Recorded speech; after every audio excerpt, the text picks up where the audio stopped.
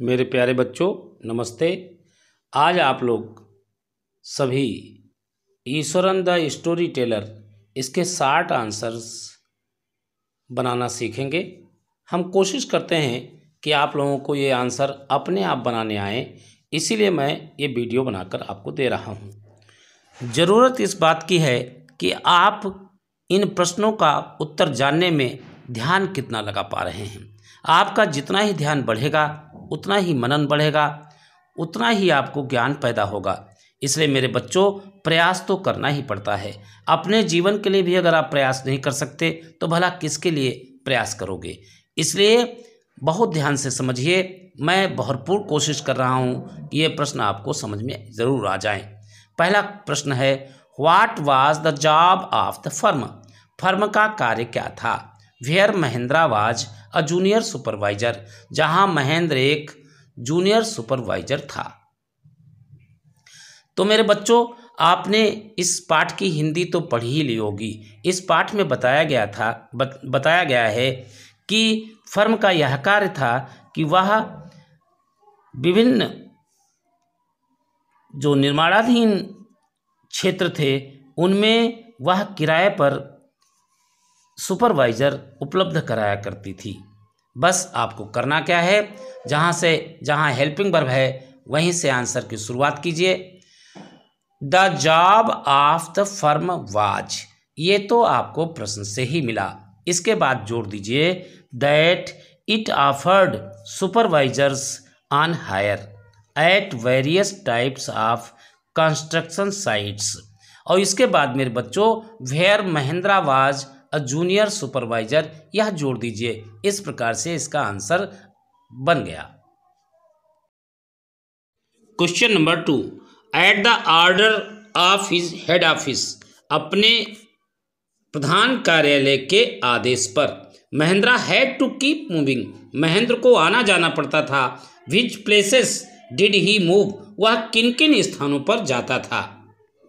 मेरे बच्चों, प्रधान कार्यालय के आदेश पर महेंद्र को कोयले की खान क्षेत्र से लेकर रेलवे ब्रिज निर्माणाधीन क्षेत्र तक, उसके बाद केमिकल प्लांट वहीं लगने वाला था, वहाँ तक आना जाना पड़ता था। अब इसी को हम आंसर के रूप में देखें तो क्वेश्चन से हमें उतारना है, at the order of his post office Mahendra had to keep moving.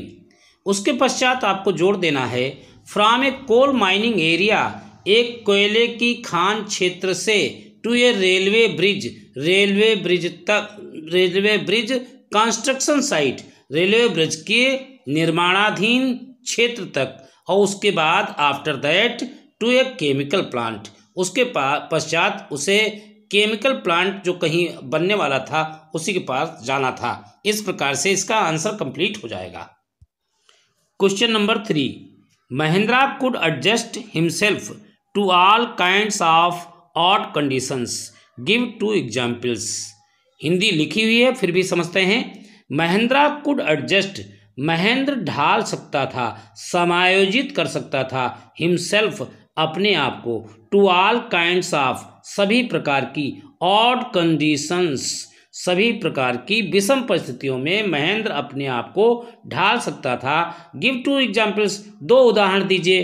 तो मेरे बच्चों, 2 उदाहरण के रूप में क्वेश्चन का आंसर बनाने से पहले ये 2 बातें लिख दीजिए। Mahindra was a bachelor, Mahendra अविवाहित था, and his needs were very simple, और उसकी ज़रूरतें बहुत स्वाभाविक थीं, बहुत साधारण थीं। देयरफॉर, बाद में जो क्वेश्चन दिया हुआ है यही ज्यों का त्यों जोड़ दीजिए। देयरफॉर, जहाँ महेंद्रा था वहाँ ही लगा दीजिए। He could adjust himself to all kinds of odd conditions. इस प्रकार से यह आंसर भी बन गया। चौथा क्वेश्चन देखिए, हु वाज ईश्वरन, ईश्वरन कौन था। व्हाट जॉब्स, क्या कार्य, डिड ही डू, वह करता था, फॉर महेंद्रा, महेंद्र के लिए वह क्या कार्य करता था। आंसर देखिए, ईश्वरन जो है वह महेंद्र का रसोइया था और वह उसके कपड़े धोता था, उसके लिए खाना बनाता था और रात में वह उनसे बातें भी किया करता था। आंसर लिखना है तो लिखिए, ईश्वरन वाज महेंद्राज कुक। दूसरे पार्ट का आंसर देखिए, he cooked for Mahendra, washed his clothes and chatted him at night. Question number 5. Which amazing capacity did Eswaran have? Which amazing capacity, कौन सी अद्भुत क्षमता did ईश्वरन have, ईश्वरन के पास थी, यानी ईश्वरन के पास कौन सी अद्भुत क्षमता थी। तो मेरे बच्चों, ईश्वरन के पास अद्भुत क्षमता यह थी कि वह जहाँ पर कुछ भी नहीं होता था, जहाँ निर्जन क्षेत्र होता था, जहाँ पर दुकानें नहीं होती थी मीलों तक, वहाँ पर भी, ऐसे निर्जन क्षेत्रों में भी वह तुरंत ताज़ी सब्जी उत्पन्न कर देता था और जो भोजन पकाने वाले जो द्रव्य हैं, वस्तुएं हैं, उनको भी उत्पन्न कर देता था। यह उसमें सबसे बड़ी अद्भुत विशेषता थी, अद्भुत क्षमता थी। अब इसका आंसर देखते हैं। जहाँ पर डिड लगा हुआ है, हेल्पिंग वर्ब है, उसके पास से ही आंसर की शुरुआत करें। ईश्वरन हैव का हो जाएगा had. Iswaran had an amazing capacity to produce vegetables and cooking ingredients in the middle of a desolate landscape within an hour. Question number 6 देखिए, when did Mahendra get up, Mahendra कब उठता था, and when did he leave for work, और वह काम के लिए कब जाता था। तो मेरे बच्चों, महेंद्र सदैव प्रातःकाल जल्दी ही उठ जाता था और ब्रेकफास्ट करने के बाद थोड़ा भोजन लेकर वह अपने कार्य पर जाया करता था। इसी को इस प्रकार लिखते हैं। मैंने कहा है टेंस नहीं बदला करता, ये पहले भी बता चुका हूं मैं। और डिड के पास से ही आंसर की शुरुआत कीजिए तो हो जाएगा, Mahendra got up early in the morning and left for work after breakfast having some prepared food with him. Question number 7 देखिए, what did Iswaran do, Iswaran क्या करता था, इन द मीन वाइल, इसी बीच ईश्वरन क्या करता था। तो मेरे बच्चों, इसी बीच ईश्वरन शेड में साफ सफाई करता था, सामान व्यवस्थित करता था, कपड़े धोता था और आराम से कई बाल्टी पानी से स्नान करता था। साथ में पूरे समय भर प्रार्थना बुदबुदाता रहता था। अब आंसर देखिए, in the mean while Eswaran tidied up the shed, washed the clothes and had a leisurely bath with many buckets of water, muttering prayer all the while. Question number 8. What sort of books did Eswaran usually read? What sort of books, किस प्रकार की पुस्तकें Eswaran usually read, Eswaran सामान्य तौर पर, आम तौर पर पढ़ा करता था। आंसर देखिए, क्वेश्चन से ही बनाते हैं। Iswaran usually read such sort of books which were some popular Tamil thriller running to hundreds of pages. अर्थात ईश्वरन इस प्रकार की पुस्तकें पढ़ता था जो 100 पन्नों वाली कुछ प्रसिद्ध तमिल उपन्यास अथवा नाटक हुआ करते थे। Question number 9.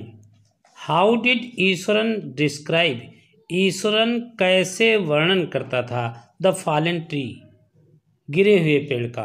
अर्थात ईश्वरन ने गिरे हुए पेड़ का वर्णन किस प्रकार किया। क्वेश्चन से ही आंसर की शुरुआत करते हैं। Eswaran describe the fallen tree that it was lying sprawled across the road like an enormous busy beast. Eswaran ने गिरे हुए पेड़ का वर्णन किया कि यह एक झबरीले जंगली पशु की तरह पूरी सड़क पर पसरा पड़ा था। क्वेश्चन नंबर 10 देखते हैं। व्हाट डिड ईश्वरन से, ईश्वरन क्या कहता था? व्हेन एलिफेंट्स टर्न वाइल्ड, जब हाथी पागल हो जाते हैं। व्हाट हैपेंस, तो क्या होता है? आंसर देखिए, Iswaran said that when elephants turn wild even the most experienced mahout is not able to control them, they destroy everything wherever they pass। अर्थात ईश्वरन कहता था कि जब हाथी पागल हो जाते हैं, यहाँ तक कि सबसे अच्छे अनुभवी महाउत भी उन्हें कंट्रोल करने में सक्षम नहीं होते हैं। वे सब कुछ नष्ट कर देते हैं जहाँ जहाँ से वे गुजर जाते हैं। Question number 11। What did he do, वह क्या करता था? In emulation of the mad elephant, पागल हाथी की नकल करने में, पागल हाथी की नकल करने में वह क्या करता था? आंसर देखिए, in emulation of the mad elephant stamping his feet he would get up from the floor and jump about. अर्थात पागल हाथी की नकल करने में अपने पैरों को पटकता हुआ वह फर्श से उठ खड़ा होता और कूदने लगता। Question number 12। What did the mad elephant do, पागल हाथी ने क्या किया? When he came into the main road, जब वह मेन रोड पर आया। हमें पता है कि हमें आंसर की शुरुआत किसी हेल्पिंग वर्ब के पास से ही करनी चाहिए। तो मेरे बच्चे, इसका आंसर आगे पीछे करके बनाया जा सकता है, परंतु देखें व्हेन जहाँ पर ही लगा हुआ है वहाँ पर लगा दीजिए द मैड एलिफेंट।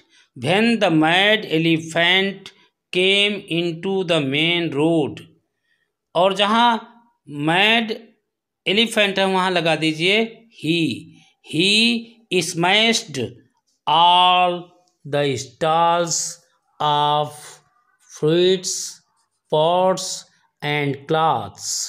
अर्थात जब पागल हाथी मुख्य सड़क पर आया तो उसने सभी फलों और बर्तनों तथा कपड़ों की दुकानों को कुचल दिया। शेष प्रश्नों के उत्तर अगले वीडियो में। तब तक के लिए नमस्कार।